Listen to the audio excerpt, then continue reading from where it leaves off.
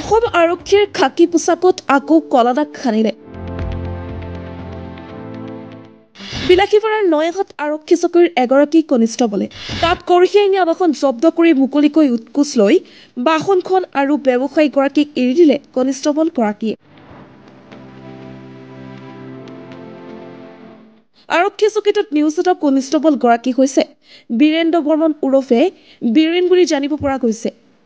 কনিষ্টবলগৰাকীৰ উৎকোচ লোৱাৰ video' footage আমাৰ খবৰ টিভি 24ৰ হাতত আহি পৰিছে। কেনেদৰে কনিষ্টবলগৰাকীয়ে কাপ ভৰ্তি বাহনৰ পৰা ধন সংগ্ৰহ কৰিছে, দৰ্শক সেই দৃশ্য চাওক।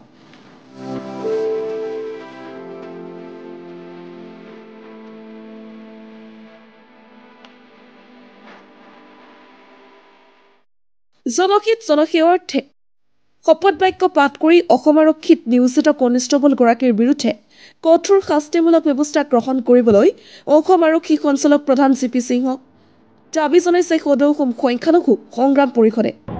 হয়, আপোনালোকে ইতিমধ্যে এটা ভিডিঅ' আপোনালোকেও পাইছে যে যি সময়ত অসম চৰকাৰৰ গৃহ বিভাগে কৈ থাকে স্বচ্ছ আৰু নিকাৰ কথা, ঠিক সেই সময়তে অসম আৰক্ষী নাক কাণ কাটি নয়াঘাট আৰক্ষী চকীৰ এজন কনিষ্টবলে যিজন বিমন্দ্ৰ আপোনাৰ বৰ্মন সেই কাঠৰ 2 নম্বৰী কাঠৰ গাড়ীৰ পৰা অবৈধ কাঠৰ পৰা ধন সংগ্ৰহ কৰাৰ এটা ভিডিঅ' ইতিমধ্যে ভাইৰাল হৈ পৰিছে।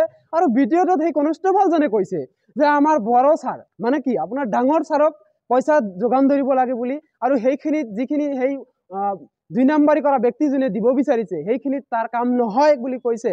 গতিকে আমি দাবী উত্থাপন কৰিছোঁ যে যি সময়ত মুকলিভাৱে ধন সংগ্ৰহ কৰাৰ এটা ভিডিঅ' সামাজিক মাধ্যমত ভাইৰাল হৈ পৰিছে, আৰু ভিডিঅ'ত কোনজন ছাৰৰ কথা কোৱা হৈছিল আৰু কি কাৰণত সেই 2 নম্বৰী গাড়ীৰ পৰা টকা লোৱা হ'ল, ইয়াৰ ওপৰত এটা ইনভেষ্টিগেশ্যন হ'ব লাগে। আৰু আটাইতকৈ গুৰুত্বপূৰ্ণ বিষয়টো হৈছে যে যি সময়ত মুখ্যমন্ত্ৰী ডক্টৰ হিমন্ত বিশ্ব শৰ্মাই কৈ থাকে যে অসম আৰক্ষীয়ে ভালদৰে কাম কৰিব লাগে নিকা আৰু স্বচ্ছভাৱে, ঠিক সেই সময়তে কেনেকৈ এই কনিষ্টবলজনে মুকলিভাৱে টকা ল'বলৈ সাহস কৰিলে।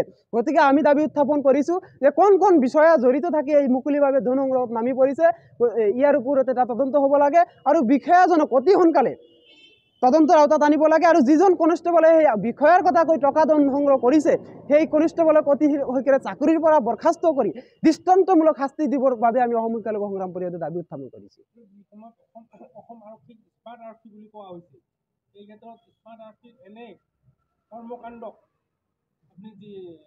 হয়, এই ক্ষেত্ৰত আমি দেখিবলৈ পাইছোঁ যে জি.পি. সিং ডাঙৰীয়াই যেনেধৰণে আমাক সন্তুষ্টি কৰিবলৈ অসম আৰক্ষীয়ে স্বচ্ছ নিকা আৰু আপোনাৰ জনহিত জনসেৱাৰ্থে কাম কৰিবলৈ আহ্বান জনাইছে, ঠিক সেই সময়তে কিন্তু দেখিবলৈ পাইছোঁ অসম আৰক্ষীৰ নাক কাণ কাটি বিভিন্ন সময়ত বিভিন্নজনে যদি ধন সংগ্ৰহ কৰি লাগি পৰিছে। কিন্তু এতিয়া দেখিবলৈ পাইছোঁ সামান্য এটা কাঠৰ 2 নম্বৰী কাঠৰ গাড়ীৰ পৰাও আৰক্ষীয়ে ধন সংগ্ৰহ কৰিবলৈ লাগি পৰিছে। ইয়াৰ দ্বাৰা এইটোৱে নেকি যে অসম আৰক্ষীয়ে কোনোবা কনিষ্টবলৰ জৰিয়তে আই.চি. গৰাকীয়ে ধন সংগ্ৰহ কৰি কোনোবা এছ.পি.ক দিয়ে নেকি, এছ.পি.য়ে আকৌ কোনোবা ডাঙৰ বিষয়া মহলাক দিয়ে নেকি, এয়া আমাৰ এতিয়া সন্দেহ বুজিছে।